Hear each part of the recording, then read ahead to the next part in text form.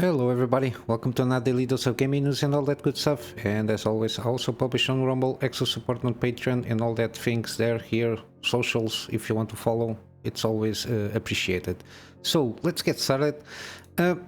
Supposedly AMD will confirms enthusiast class of the 7000 series to launch this quarter. So this quarter it's until October, I think. I never know this kind of quarterly things here. This is based on the earnings call and basically the Dr. Lisa Su reveals that they are indeed launching the enthusiast GPU class cards here. At the moment, the 7900 are basically classified as ultra enthusiast GPUs. So for all intents and purposes, this should be aiming for the 7800 and 7700, which is basically the Navi 32 die stuff. Basically, I think they delayed a little bit here, mainly because of the overstock that they had from the equivalent of the 6000 series, basically, which is 6800s, to a certain extent 6700s, and some of the 6900s class cards from last gen. We'll see how it goes.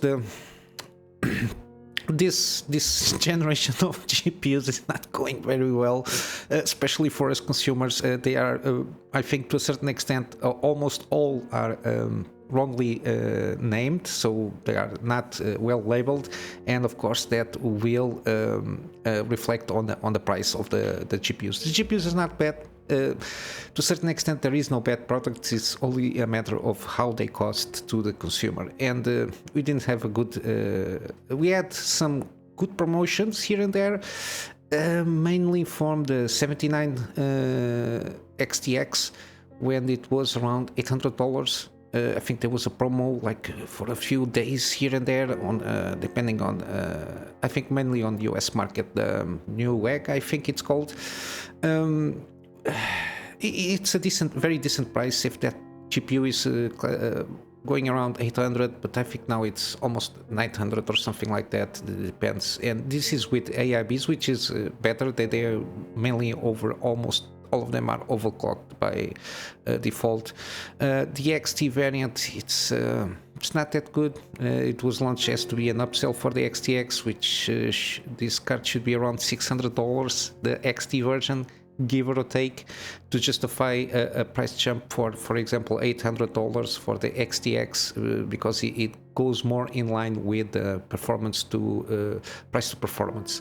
And this, the fact that it is all messed up, the launches, I don't know how they're going to do regarding the 7800 and the 7700. The 7600, which should be more like a 7500, mainly because of the die itself. It's a Navi 34 or a very cut down Navi 33, if not mistaken. I don't recall properly. Yeah, these GPUs, we'll see how it goes, but yeah, supposedly this quarter we should have the launch, so August, maybe by the end of August. We didn't see any kind of wrapping up in terms of rumors like launch dates and everything, so I assume starting end of August we will start to see some more stuff popping out.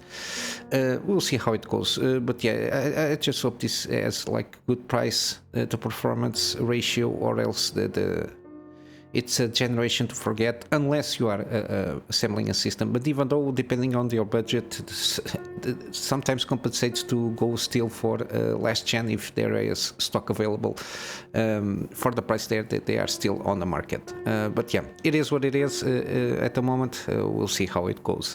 Continue with AMD. Now AMSI rolls out AGESA 1007C BIOS firmware, which basically improves a little bit more the DDR5 support. It was tested, I think it's for more high-end support for high-end MTS's DDR5, so oh my god, MTs, forget what it meant.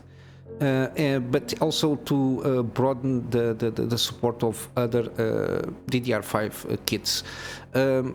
there is something here with this. I think this is like the high end, the Mag X 670E, so extended ACE board. Yeah, it's already been out, at least for this motherboard. Usually they start always with the high-end stuff, but yeah, it is improving more the DDR5 support, which is good, mainly because even though the last time that I covered this, the B version of this BIOS firmware, we didn't see, at least from the test they did, we didn't see basically kind of any improvement, even though the testing conditions were not the ideal ones. They usually in terms of AMD CPUs with the memory stuff, it has to be like a 1-to-1 ratio stuff. Not that much inside of the thing.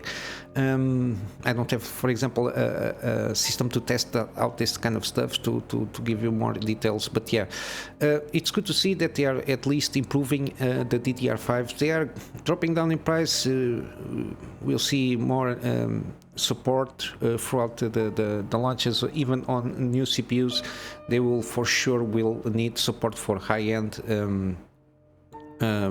megahertz of DDR5, but yeah, it's there. At least they start rolling out, at least from MSI. I think it's one of the better motherboard manufacturers. ASRock, their medium to high end, it seems pretty good also in terms of AMD AM5 platform. ASUS got that stumble, to say the least, regarding the things that were basically popping out the CPUs.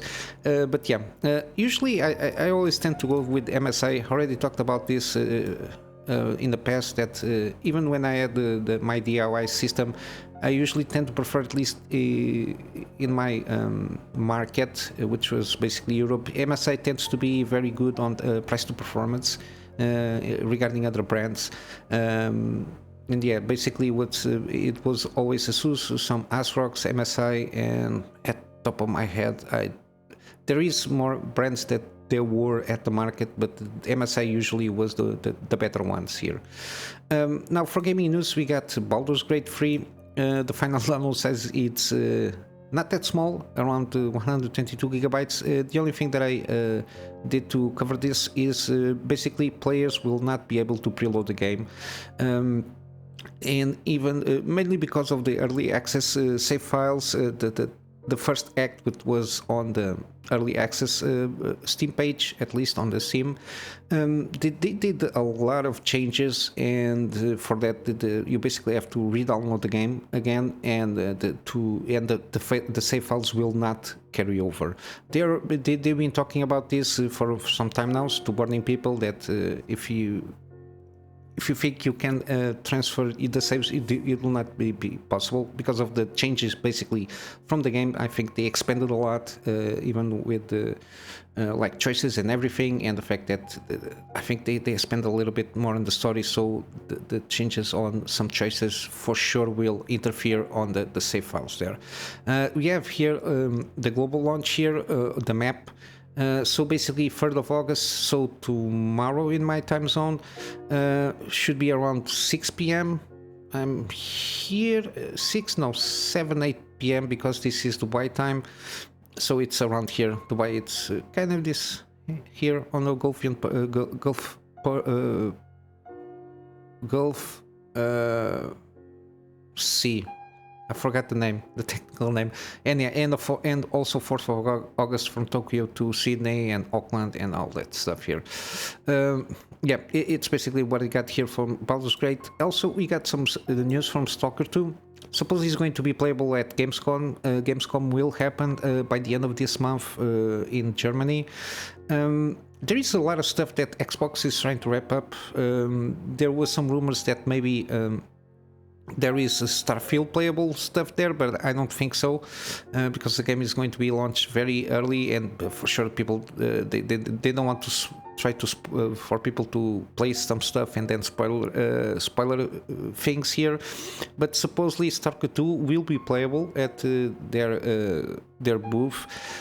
There is no kind of launch date here because it's been delayed several times. Then with the war stuff, because they are a Ukrainian studio, but they managed to get around and start developing throughout this year a little bit more. But supposedly we got the launch will be throughout this year still. But yeah. We hope that the game is launched this year, trying to squeeze out between all the launches that we have this year. That because of the lockdown stuff and everything, a lot of stuff got delayed, and everything is being launched at this time at this year. So we have to see if we have time to play all these games. And yeah, supposedly we also will have Forza Motorsport and Towerborn. I don't remember seeing this game. It should be playable there also. Motorsport is coming on October 10. We stopped seeing some updates. At least I didn't catch up any kind of updates from Forza Motorsport. I just hope it's a good game, racing game. Yeah, we need some piece of good, not simulation game, but some good, decent PC racing games. And yeah, 23 to 27, I will try to cover the best I can Gamescom, but yeah, hopefully Stalker will be in good shape here. It's going to use Unreal Engine 5. This is going to be a destruction of systems for sure, mainly from GPUs, because again, this game, it's I'm not sure if they're now doing like a very real open world, because the previous ones were like areas, so open areas, and you basically loaded between them. So we'll see how it goes. I think yeah, you will start to notice that 8 gigabytes even for 1080p is going to it's not going to last very long here. But yeah, not much happening. We got some gaming deals, which is still have the Resident Evil franchise sale. Got a lot of games here, except again for the Resident Evil 4 remake. It's I think it's selling well again, and that's why they didn't put any sale on it. But all the other ones are pretty decent deals here. I will leave the list of the games from Resident Evil, including the remakes that are in promotion, for you to check out. Also, we still have Midnight Suns till the 14th of August. At the moment, oh, the Legendary Edition, now it's not in promotion. So, Plus Edition, I don't know what this brings, but it's the 79. I think it brings the thing from the Season Pass. I'm not sure. I didn't notice this. I thought it was still, everything was on par with the thingy. Let's check here in a moment what it brings here. No. I don't know what it brings here. Digital Plus Edition. I don't know what it brings here. There is nothing mentioning what it brings here. I'm not sure it has like the season pass with all the content here, but I suppose it's not, because it's the base price is 79. But yeah, even the base game is very good. As I mentioned, I caught up with Christopher Odd's Dark Hunter path on this game. And it's very good. If you like kind of XCOM battle, but with deck building cards, I think it's pretty good. And finally, we have here from Steam Marvel's Guardian of the Galaxy. Pretty good game from what I see in terms of reviews. It's 70% off. It's a shame that these games don't have demos, but yeah, it is what it is. I think it's a pretty good one. Single player, story rich, some action here and there, no RPG mechanics here from what I understood, but I think the story is pretty decent. And from GOG we got the Stalker games, the first, I think it's the first one, Shadow of Chernobyl and Call of Pripyat. They are 75% off, so $5 each. I think they are still playable, and we have mods on these games, so in terms of like to improve in terms of graphics and everything. I think they are still pretty good, even though they are a little bit older, 2007, 2010 if not mistaken. Yeah, 2010. I think they are still pretty good in terms of the mechanics. A lot of first-person shooters with open world borrowed a little bit some of the mechanics they introduced here and tried to explore. But yeah, I will leave the links in the description for these deals, and I'm going to wrap up for today with my Go Get Fund Me. You know the thing, build my PC to get better, more content for my private clients and start doing some video stuff for them. Also in my free spare time, continue to do the daily videos with better quality, doing some scripted content, resume my gameplay series, and probably doing some live streams in the future. And with all that said, guys, I hope you have a wonderful day, and I will see you in the next one. So until then, Kunamy Master out.